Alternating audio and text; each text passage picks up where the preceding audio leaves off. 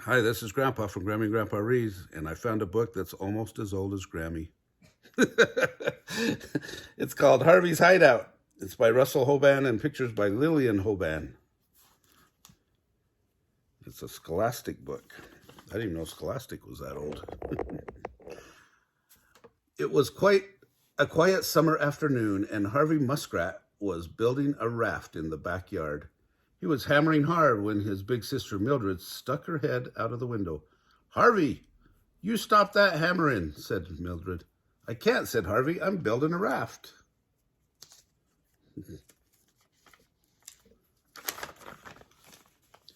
"Build it someplace else," said Mildred. "I'm writing a poem."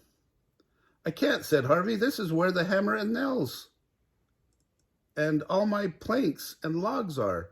Why don't you go someplace else to write your poem?" "It's my house as much as it is yours," said Mildred. "And it's my backyard as much as it's yours," said Harvey. "You are being selfish and inconsiderate," said Mildred, "and I'm telling." "Go ahead and tell," said Harvey, and he went on hammering until his mother came out on the back porch. "Harvey," said Mother, "this is a terrible racket to make so close to the house. You really ought to do your hammering somewhere else." "So ha ha ha," said Mildred, and she stuck her tongue at Harvey. Harvey stuck out his tongue back at Mildred. Then he piled his tools on his planks and logs and swam with them to the other side of the pond to finish his hammering. When the raft was finished, Harvey pulled it back across the pond and went fishing on the raft, where Mildred could see him from her window. When Mildred saw Harvey, she called, "Can I have a ride on your raft?" "No," said Harvey, "because this is not the house and this is not the backyard and no part of it is yours. It is my raft and nobody else's. So ha ha ha." "That is just what I would expect from a selfish, inconsiderate, stupid, no-good little brother like you," said Mildred.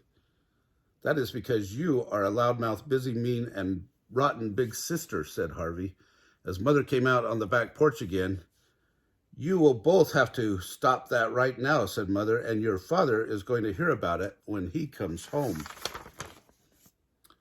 When Father came rowing home in his boat and opened the front door, he heard about it. Mildred said, "Father, it is true that Harvey is selfish and inconsiderate, but he is not stupid and no good, and you are not allowed to call him that." What about what he called me?" said Mildred. "Mildred is loudmouth and bossy," said Father to Harvey, "but she is not mean and rotten, and after supper both of you will have sentences to write." So after supper, Harvey had to write, "I will not call Mildred mean and rotten," 500 times. And Mildred had to write, "I will not call Harvey stupid and no good," 500 times. "Well," said Mildred to Harvey, when they had finished their sentences and were standing in the hallway outside their rooms, "you see how much trouble we got into? And that is what happens with selfish, inconsiderate, stupid, no good little brothers." "Only when they have loudmouth, bossy, mean, and rotten big sisters," said Harvey. Both of them spoke very quietly so that Mother and Father would not hear them. "All right," said Mildred. "You will be sorry because I know something you don't know." "What?" said Harvey. "There is a big party that I am going to tomorrow," said Mildred, "and little brothers are not invited." "I don't care," said Harvey, "because I know something you don't know." "What?" said Mildred. "There is a secret club that I belong to that meets in a secret place," said Harvey, "and big sisters are not allowed to be members." "Well, I don't care," said Mildred, "because anything that you are a member of, I would not want to belong to." "And any party that you go to," said Harvey, "I would not want to be invited to." Then Mildred and Harvey stuck their tongues out at each other, slammed the doors to their rooms quietly, and went to bed. The next day, Mildred tried on several party dresses until she decided which one to wear. Then she folded up the dress very small, wrapped it in plastic sandwich wrap to keep it dry, and swam off across the pond with her party dress in her mouth. Harvey watched her come out of the far bank and go into the weeds. He waited until Mildred was out of sight, and then he pulled his raft across the pond, and he went into the woods too. That evening after supper, Mildred said to Harvey, "That was a wonderful party this afternoon. We had really good meeting at the secret club," said Harvey. "There were all kinds of refreshments," said Mildred, "cake and soda and ice cream."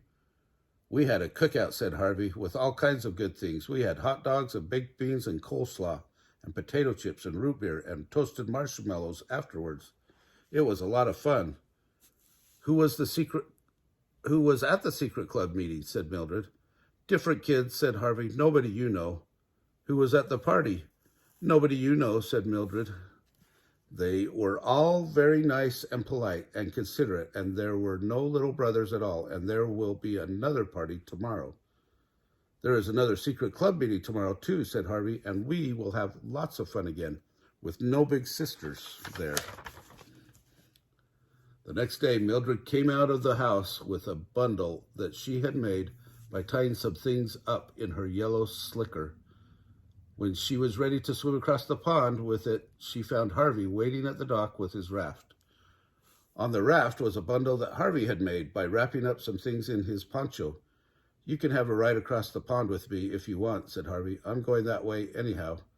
"All right," said Mildred, "but no following me to the party and no looking at what is in my bundle." "All right," said Harvey, "and no looking at my stuff and no following me." Harvey pulled the raft across to the other side of the pond, and Mildred started off on the path through the woods. Harvey waited until she was out of sight, and then he followed her. He was coming around a bend in the path when Mildred jumped out from behind a bush. "I told you no following," she said. "I'm not following," said Harvey. "I was just looking for something I lost around here yesterday, but I can look for it later when you're gone." Mildred went off down the path again, and Harvey turned around and slowly went the other way. He went back to the raft and picked up his poncho bundle. Then he went into the woods and followed a trail to a den he had dug in the ground near the banks of the pond. There was a tunnel to the underground den, and the opening of the tunnel was covered up with brush so that nobody could find it. In the door of the den was a hole lined with stones for building a fire in, and in the ceiling was a hole for letting the smoke out. On one of the walls was a calendar from the milkman with a picture of a muskrat baby on it. On another wall was a drawing of an Indian that Harvey had made. Out of the poncho, Harvey took an egg and 2 strips of bacon, a small frying pan that his mother did not use anymore, an empty milk bottle, and a stack of second-hand comic books he had traded for at school. Harvey piled the comic books in a corner of the den. Then he took the milk bottle down to the pond, filled it with water, and put some wild flowers in it. Harvey stood the milk bottle of flowers on the floor of the den in the place where it looked best, under the calendar. Then he fried the egg and bacon and had his lunch. Then he dug a getaway tunnel down to the pond so that the secret club could have a secret exit. Then he sat down and sighed and read his old comic books because there was nobody for him to talk to and nobody for him to play with. His best friend, Howard Woodchuck, was at camp, and his next best friends, the Chipmunk children, had gone away with their parents for the summer. The Beaver children were all too big to be his friends, and they made fun of him because he was not good at cutting down trees. The Opossum children always laughed at him because he could not swing from a branch with his tail. The Rabbit children were all too fast for him to run around with. His mother had told him not to play with the Raccoon children because they knocked over garbage cans, and his father had warned him not to get mixed up with the Weasels. So there was nobody in the secret club but Harvey, and that is why there was nobody in the secret clubhouse but Harvey. Harvey thought about Mildred and the good time she was having at her party.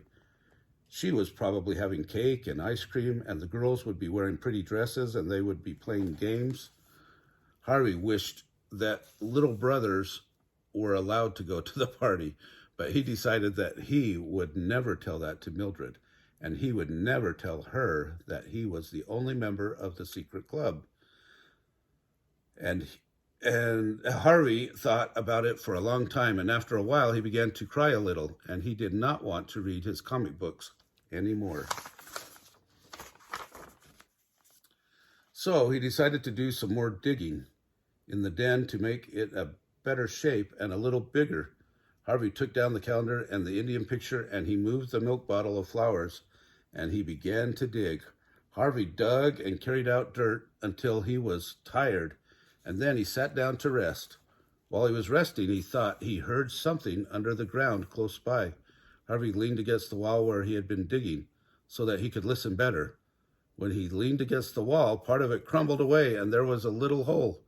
Then Harvey could hear a voice coming out of. The voice said, "Have another cup of tea, Lucinda. Have some cake."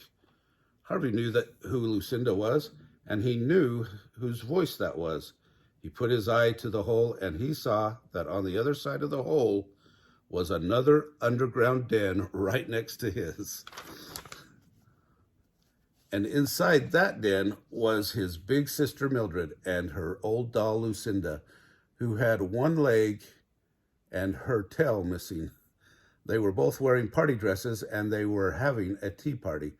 Mildred had spread a cloth on the ground, and she had brought her tea set.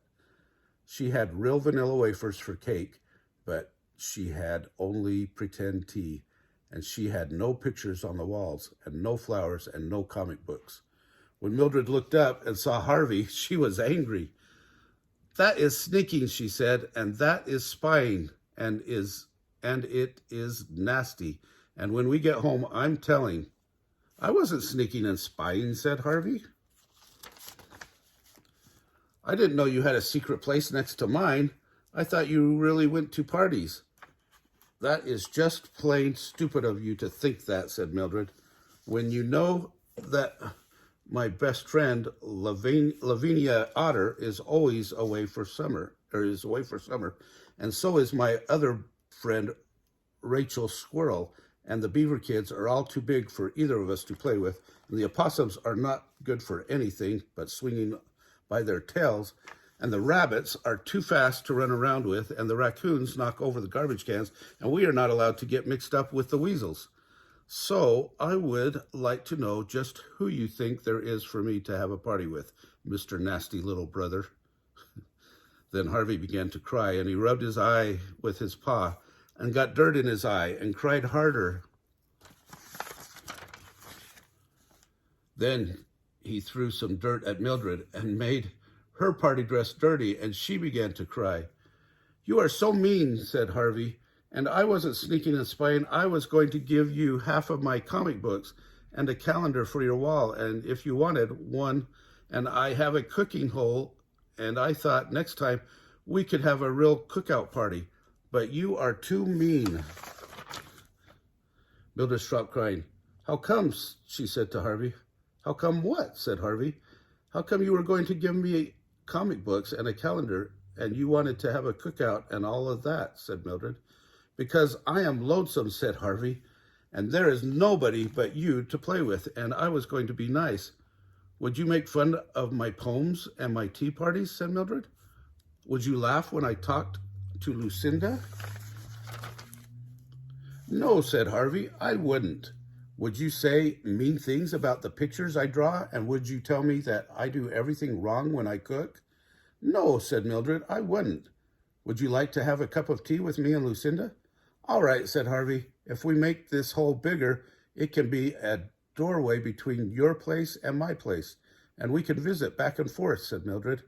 So Harvey and Mildred made the hole into a doorway, and they ate vanilla wafers and drank pretend tea with Lucinda.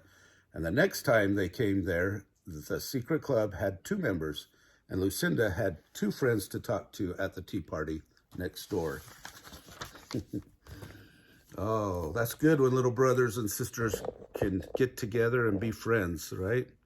If you like this stories, smash the like button down below, subscribe to our channel, and watch the playlist for animals.